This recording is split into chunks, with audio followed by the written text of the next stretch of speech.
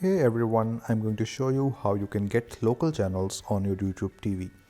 So YouTube TV already includes a lot of local channels. So if you go to the live section, so YouTube TV is going to show you a lot of local channels based on your location. So for example, this Fox News does have this location icon right here. So this is a local channel, and all of the channels that you are seeing here with the location icon are my local channels. So it already have the local channels, but if you want to change your location, and for example if you have moved from New York to Atlanta, then you can go to update your location and get the new local channels. So for example, if I go on the right corner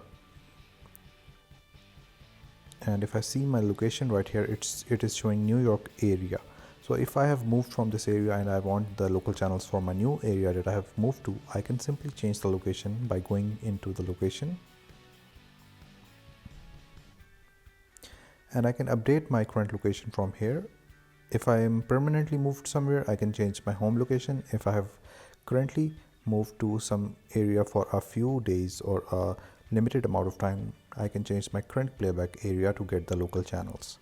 So I hope this was helpful and this solved your problem. Thank you so much for watching.